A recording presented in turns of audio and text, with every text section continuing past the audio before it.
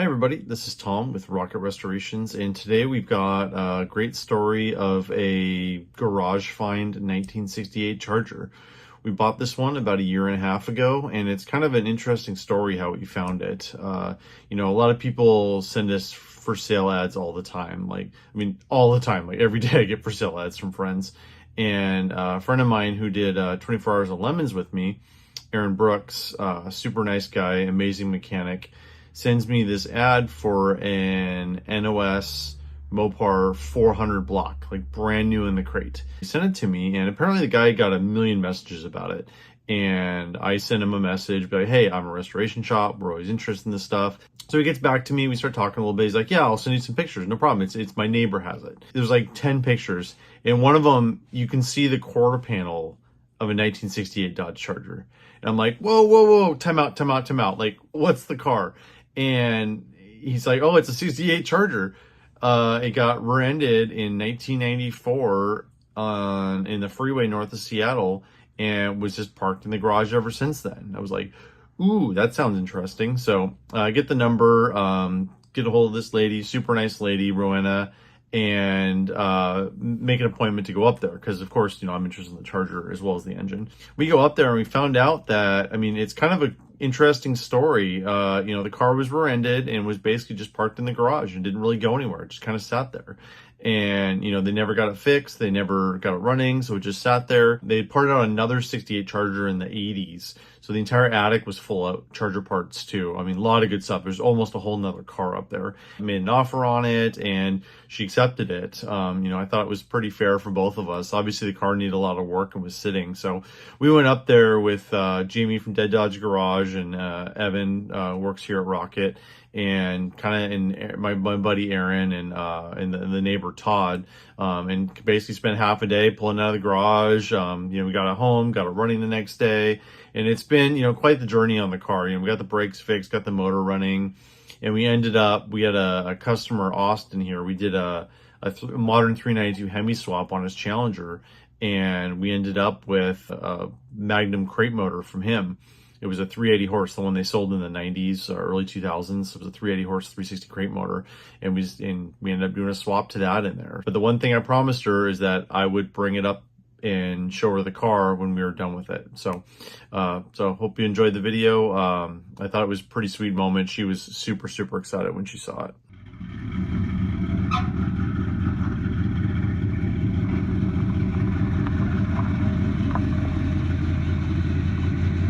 For a year and a half down the road after getting this thing out of that garage, we'll go back and show some footage when we got this thing out of here.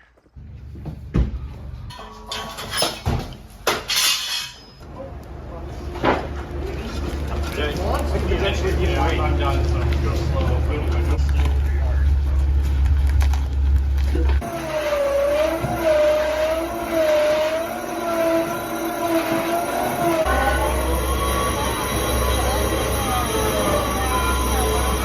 And this is Rowena. This was her and her husband's car. She remembers him picking her up at college in this thing, and it really was important to me. I promised when we picked this thing up a year and a half ago, we'd get it running, driving, and we'd bring it back up and show it to her. This car meant a lot to her. This thing got rear-ended in 1994 and was parked in the garage, and we got it back to life, did a swap, and I'm really happy with how it turned out. We got a guard dog helping us out here.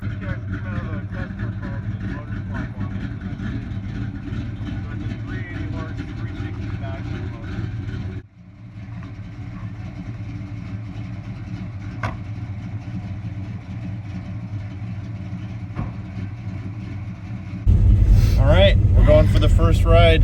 She's a little cold-blooded, so.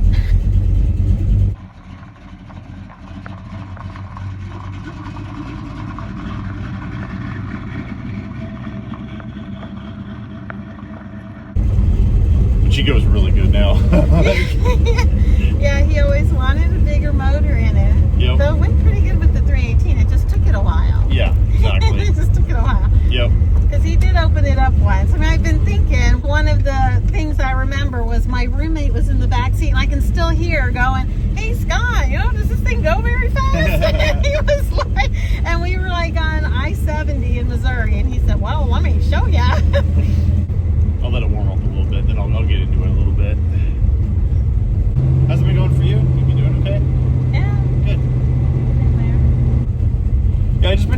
around town, you know, like haven't put a ton of miles on it, but just kind of drive around town a little bit. Car needs a little bit more squirter, just a little bit of a hesitation when you hit the gas. And it still needs shocks, it still needs like front end stuff, like it still needs some work, but it drives really nice now. Oh, yeah. We got the heater to work. Yeah, well, when's the last time you rode in this? 94? Yeah. It's wow. been a long time. I think that was the last tabs. I think it was 94. Yeah, 94, yeah. And then you just put it away.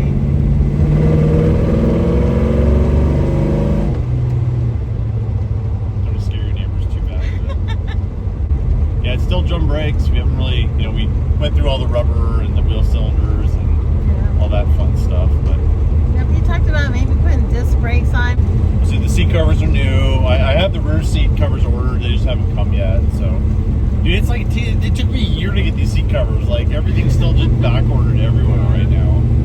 But yeah, we did a 392 Hemi swap on a like a modern Hemi and a Challenger, and this was the motor that was in that car. So I made a deal for it. I think it was perfect for this car. So it's still a small block, but then you know it's a 360, has some power. You know. It just sounds great. Yeah, I love the exhaust. We got some nice mufflers on it, so we got all that redone. It's got headers on it now. It feels pretty good. We still have the sunglasses. I got to put those back in the hole there. So I love that look. Yeah. Everybody's walking their dogs. I'll wait a minute to get on it. I was scared to be with their dogs. Yeah, you don't want to. Yeah, I just got a new puppy last month and a half ago. Yeah. And we named him Hemi, but he's scared of loud noises, so like I have to be kind of careful when I rev the cars up around him. Like he gets a little scared. Yeah, I'm real happy with how this turned out. Like I wanted like the kind of the survivor look. You know, we fixed everything mechanically. You know, gotten everything functional, and just trying to make it kind of a reliable driver. You know. Yeah. That was kind of my goal with it, but with a little bit more power. You know, have a little more fun with it. All right, nobody's around. Hold on. This is the fun part. Ready?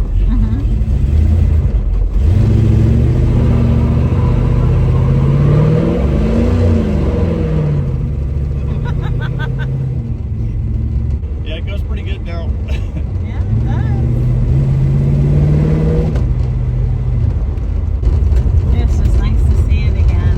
Oh, it's great. It's my favorite thing in the world is getting these cars running again. Like just getting them new life. Like they're just like, you know, they just sit in the garage dead, and it's like I just love like getting them running again and like just bringing them back to life, because it's like a living being. Like they really are like almost an organism. You know how they run, and like I just love getting them back on the road. Like it's my favorite thing to do in the car hobby. It really is.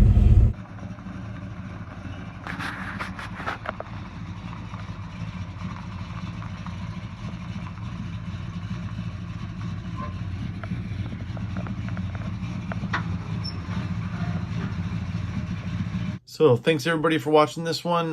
This one was pretty near and dear to our heart. You know, this was, it meant a lot to us to go up and be able to show her the car and be able to drive around with her. And I think she really enjoyed it. And the car's really, you know, we're kind of trying to keep the patina on it, the paint.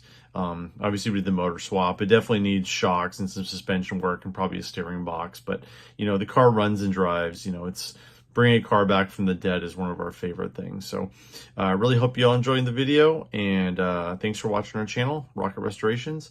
If you like the video, please subscribe, and we'll talk to you soon.